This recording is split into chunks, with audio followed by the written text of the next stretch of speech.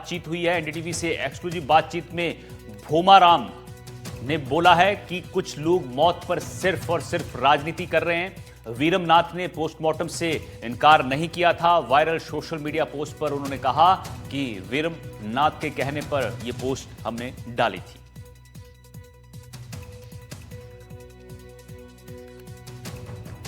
तो बड़ी खबर आपको बता रहे हैं, प्रेम बाइसा मौत से जुड़ी हुई खबर, जहां साध्वी के सोशल मीडिया हैंडलर से बातचीत की है एनडीटीवी ने एक्सक्लूसिव। और भोमाराम इनका नाम है और इन्होंने कहा है कि कुछ लोग मौत पर सिर्फ और सिर्फ राजनीति कर रहे हैं। वीरमनाथ ने पोस्टमार्टम से कभी इनकार नहीं किया और वायरल सोशल मीडिया पोस्ट पर उन्होंने कहा है कि वीरमनाथ के कहने पर ये पोस्ट जो है वो डाली गई थी। अब एनडीटीवी ने इनसे बातचीत की, एक्सक्लूसिव बातचीत, और उसमें ये उन्होंने साफ कहा है, आरोप लगाया है कि कुछ लोग यहां पर राजनीति कर रहे हैं। और पहले ऐसी खबरें थी कि पोस्टमार्टम से इनकार किया गया है, लेकिन अब भोमाराम ने साफ किया है कि वीरमनाथ ने पोस्टमार्टम से कभी इनकार नहीं किया। और जो वायरल सोशल मीडिया पोस्ट था उस पर उन्होंने कहा कि वीरमनाथ के कहने पर ही ये पोस्ट जो है वो सोशल मीडिया पर डाली गई थी। तो जोधपुर से आपको खबर बता रहे हैं, जहां साध्वी प्रेम बाइसा की मौत के मामले में बड़ा अपडेट है। अरुण हर्ष हमारे सहयोगी हमारे साथ जुड़ गए हैं। अरुण, साध्वी प्रेम बाइसा की मौत के मामले में अब बड़ा अपडेट, एनडीटीवी ने सोशल मीडिया हैंडलर भोमाराम से खास बातचीत की और उसमें उन्होंने राजनीति करने का आरोप लगाया है और भी बहुत सारी ऐसी बातें कही हैं जिनका लोगों को इंतजार था। लोग चाहते थे कि ये बातें खुलकर सामने आए। वीरमनाथ ने ही पोस्ट डालने के लिए कहा था। क्या कुछ बातचीत और आपसे इन्होंने की है? देखिए अनिल, अगर बात की जाए जिस तरह से जो हमने भोमाराम से बात की और भोमाराम ने खुद ने बताया कि किस तरह से जो है उनके पिता, साध्वी के पिता ने है जो उन्हें कहा था पोस्ट डालने के लिए, क्योंकि वो लगातार सोशल मीडिया का हैंडल ऑपरेट करता था, इसलिए साध्वी के पिता ने। और भोमाराम जी खुद हमारे साथ है, हम उनसे ही बात कर लेते। किस तरह से आपको उस दिन क्या हुआ था साध्वी की जो संदिग्ध मौत हुई थी? उस टाइम पास 6:52 पे कॉल आया था। सुरेश ने बात की थी कि बाइसा की तबीयत खराब है, आप रेक्सा हॉस्पिटल आओ। तो उस टाइम मैं जालामंड था, तो मैंने कॉल अटेंड करके वहाँ से, यहाँ सीधा दुकान है, मेरे साथ एक लड़का और था, उसको यहाँ छोड़ के मैं सीधा गया हॉस्पिटल। 7:30 समथिंग में हॉस्पिटल पहुँचा था। उस टाइम बाइसा का देहांत हो चुका था और फिर मैंने इनके गुरुजी को फ़ोन लगाया कि भाई ऐसी ऐसी बात हो गई, आप यहाँ जोधपुर आओ रेक्सा हॉस्पिटल। फिर 2-3 संतों को और भी फ़ोन लगाया, इनके चाहने वालों को, इनके जो मामा हैं गंगाराम जी, रेखाराम जी, उनको भी फ़ोन लगाया कि आप जल्दी से जल्दी जोधपुर पहुँचो। फिर वहाँ से हॉस्पिटल से डिस्चार्ज कर दिया कि भाई आप जो भी इनका होता है पोस्टमार्टम के लिए वहाँ ले जाओ। तो गुरुजी इनका भाई पहले आश्रम ले जाते हैं, इनको जो भी श्रद्धा सुमन अर्पित करती हैं वो अपन वहाँ पे कर देंगे। फिर जब तक जो साधु संत हैं उनको भी आने देंगे, वो उनको भी कॉल कर दिया था भाई वो भी आ जाए। तो रीति रिवाज के साथ में जो भी सुबह, क्योंकि रात के समय पोस्टमार्टम होता नहीं है, तो सुबह ब्रह्म मुहूर्त में ही उनको यहाँ पोस्टमार्टम के लिए ले आएंगे।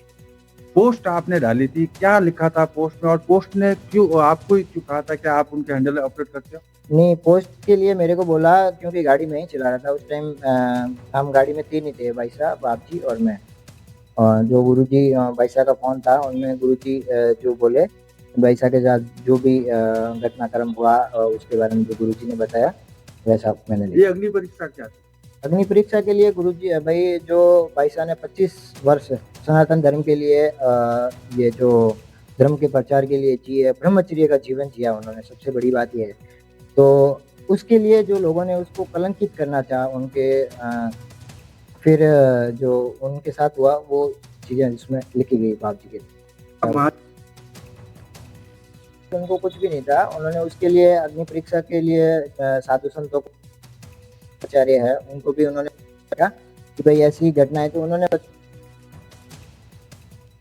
तो उस भी उनकी भी अग्नि परीक्षा के लिए लोगों ने बोला था। तो आप ऐसी जो चीज है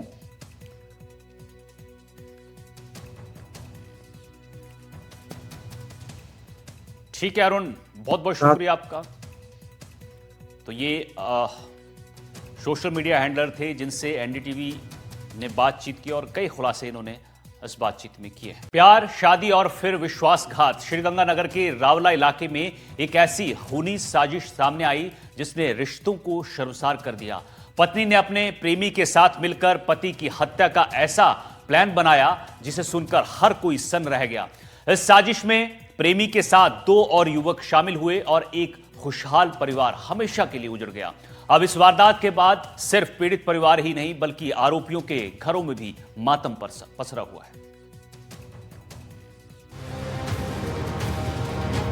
श्रीगंगानगर के रावला क्षेत्र में हुई दिल दहला देने वाली हत्या की वारदात ने पूरे इलाके को झकझोर कर रख दिया है। प्रेम प्रसंग में रची गई साजिश ने न सिर्फ एक युवक की जिंदगी छीन ली बल्कि कई परिवारों की खुशियां भी हमेशा के लिए खत्म कर दी। जहां एक और मृतक आशीष का परिवार आज भी गम के साए में है, वहीं इस साजिश में शामिल आरोपियों के घरों में भी सन्नाटा पसरा हुआ है। श्रीगंगानगर जिले के रावला क्षेत्र में हत्या की इस घटना ने सभी को झकझोर कर रख दिया है और रिश्तों की नींव को बुरी तरह से हिला दिया है। यहाँ पर एक पत्नी ने अपने प्रेमी और उसके 2 साथियों के साथ मिलकर अपने पति की हत्या की साजिश को अंजाम दिया। यह हत्या की साजिश आवेश में आकर नहीं बल्कि सुनियोजित तरीके से प्लानिंग के साथ की गई और उसके बाद इस घटना को अंजाम दिया गया। पुलिस आरोपियों तक पहुंच गई है, आरोपियों को गिरफ्तार कर लिया गया है और जांच के बाद धीरे धीरे सारे मामले की परतें खुलने लगी हैं। इस मामले में अंजलि उर्फ अंजू और उसके प्रेमी संजय उर्फ संजू का साथ देने वाले रोहित उर्फ रॉकी और बादल उर्फ सिद्धार्थ के घरों में भी मातम छाया हुआ है। सादुल शहर निवासी महज 20 साल के रोहित के परिवार पर इस घटना ने गहरा आघात पहुंचाया है। रोहित के घर में उसके माता पिता के अलावा दादा दादी भी रहते हैं, जबकि उसका भाई और बहन विवाहित है। रोहित के माता पिता के दिल में एक तरफ बेटे के लिए दर्द है तो दूसरी तरफ गुस्सा भी है। उन्हें अंदाजा भी नहीं था कि उनका बेटा इतनी गंभीर वारदात में शामिल हो जाएगा।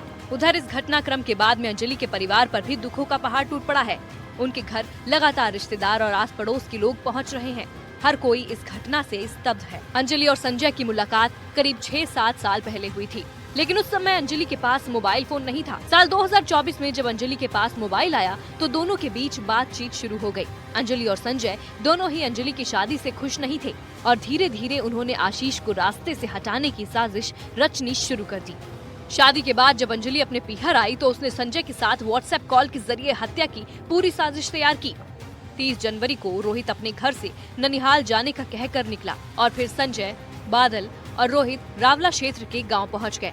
तीनों आरोपी वारदात को अंजाम देने से करीब आधा पौना घंटा पहले मौके पर पहुंच गए थे। जब अंजलि और आशीष घूमने निकले तो योजना के अनुसार अंजलि आशीष को झाड़ियों की तरफ ले गई और मौका मिलते ही उसकी हत्या कर दी। दोनों के असीर है जो जॉइंट थे, तो मैंने सोचा कोई प्रेम प्यार का चक्कर है, ऐसे कोई अबट्टे पे कोई होगा, तो मैंने कोई बात अगोरी नहीं, मैं निकल गया वहाँ से। फिर मैंने सोचा कि यार चलते हैं पुठे और जाके देख लेते हैं एक बार, भाई पता नहीं कौन है। फिर मैं अब वापस आया, वो डीजे था मेरे पास, तो अब मैं वहाँ से आया वापस, तो आके देखा तो दोनों, मेरे को तो ये लग रहा भाई दोनों ख़त्म है। तो उसके बाद में करीबन 10 मिनट बाद में वो महिला आई मेरे पास उठ के, और मेरे को ये लगा था वो मेंटल हो गई, ठीक है। तो ऐसे कर रही, तो मैंने उसको पहचान लिया। तो मैंने उससे पूछा तू आशीष की पत्नी है? उसने कहा हूँ। फिर मेरे को पता लग गया ये तो आशीष की पत्नी है। फिर मैं उसके घर गया, उनको बोला, फिर वो हम सभी आए तो देखे तो आशीष उस टाइम इस दुनिया में नहीं था, आशीष खत्म हो चुका था। इस दर्दनाक घटना ने पूरे इलाके को हिलाकर रख दिया है। हालात ऐसे हैं कि अंजलि के परिवार के लोग खुद उसके लिए फांसी की सजा की मांग कर रहे हैं।